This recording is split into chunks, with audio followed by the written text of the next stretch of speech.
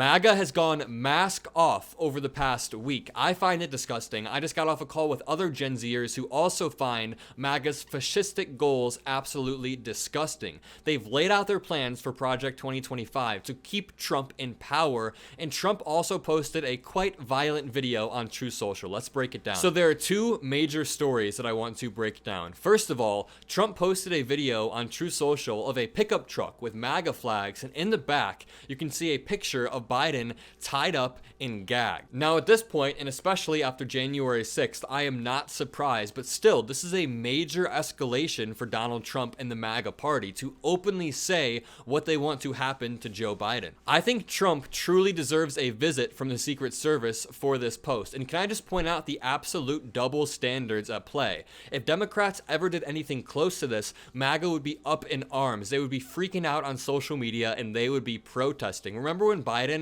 called out MAGA Republicans for being a threat to our democracy, and he clearly pointed out the difference between MAGA Republicans and normal Republicans, yet I still get that thrown at me when I'm at Trump rallies. Oh, remember all of Biden's divisive rhetoric about MAGA Republicans?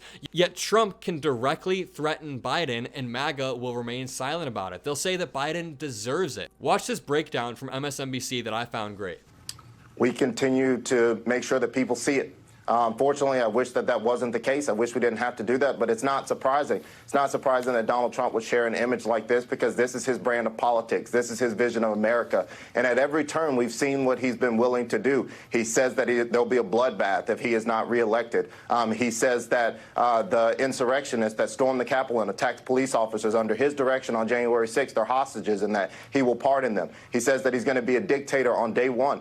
It's not a surprise. It's him telling the Proud Boys to stand back and stand by. This is who Donald Trump is, and this is the contrast and exactly what's at stake in this election with the two fundamentally different views of what America is going to be. And Donald Trump continues at every turn to show exactly who he is, and our campaign is going to approach it by making sure that voters see it. They know that he wants there to be violence in America. He is not looking for peace. He is not looking for freedom. He is looking for violence. He is looking for revenge, and he's looking for retribution. Over and over, we've seen Trump use this inflammatory, apocalyptic rhetoric and then try to hide behind it and say the media is distorting his words. For example, when Donald Trump held a rally and talked about pardoning the January 6 hostages and talking about how you won't have a country if Democrats win, and then he talks about a bloodbath in the automobile industry, it's kind of hard not to lump in all of his inflammatory rhetoric together and then use that to telegraph what his future plans are, especially now that we've seen his followers are very prone to violence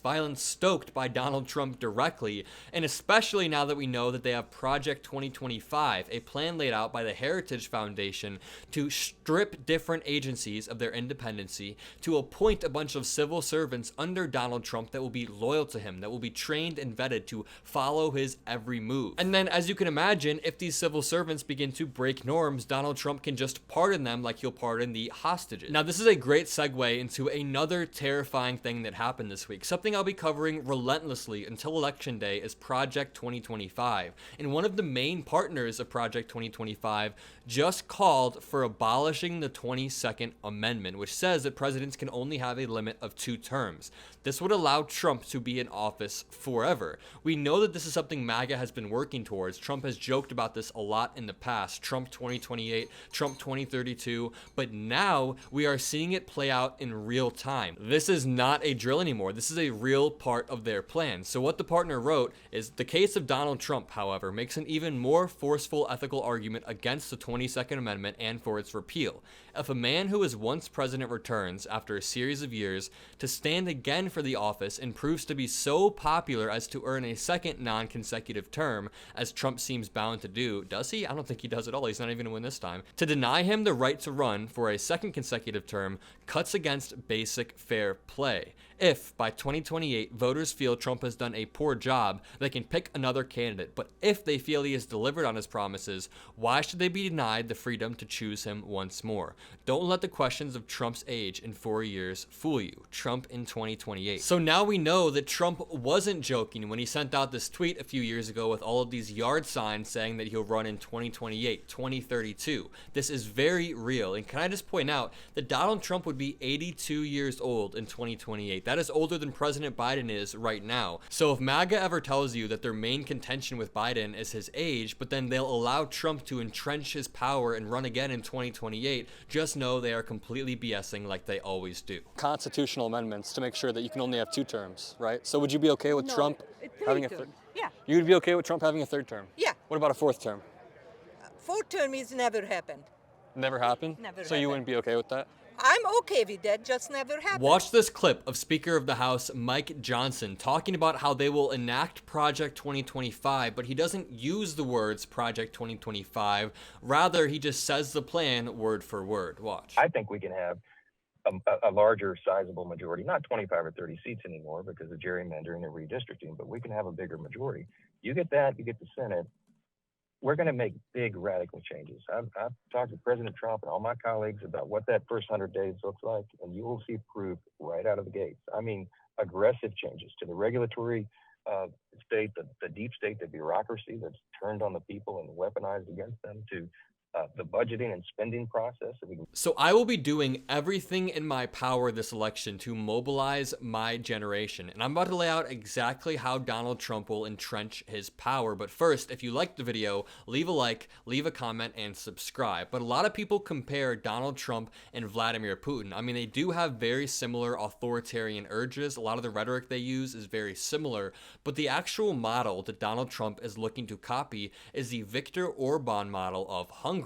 And this happens through slowly eroding our norms until the country is unrecognizable. So I want you to imagine a scary scenario where Trump gets back into office. Within the first 100 days, as Mike Johnson just says, they completely gut all of these 3-letter agencies, while also following Project 2025 and appointing thousands, tens of thousands of trained and vetted civil servants that will be loyal to Donald Trump, that will break norms for Donald Trump and get pardoned, just like he'll pardon the January 6th hostages. And we already know that Trump and MAGA just relentlessly attack our 3-letter agencies. So one of the goals is to turn the FBI and the DOJ and every other institution into agencies that work at Trump's behest. So at this point, we have all of these civil servants planted in government that are loyal to Trump. We have all of these 3-letter agencies working at Trump's behest. And the scary moment comes when a Supreme Court order comes through that Donald Trump just decides to ignore. It could be something about the border, it could be anything. After about 5 of these Supreme Court orders, the Supreme Court will start to realize that it is losing its power by issuing these orders that are not being followed by the president.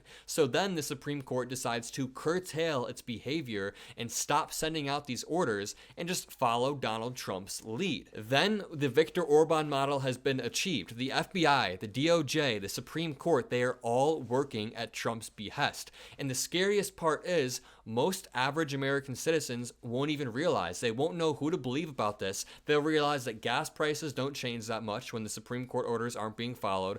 They'll realize that they're not affected economically by the FBI or the DOJ working under Trump. And this is exactly how it happened in Hungary. It was a slow erosion of every single norm in the book. My name is Mockler. Make sure to leave a like and subscribe and have a great day.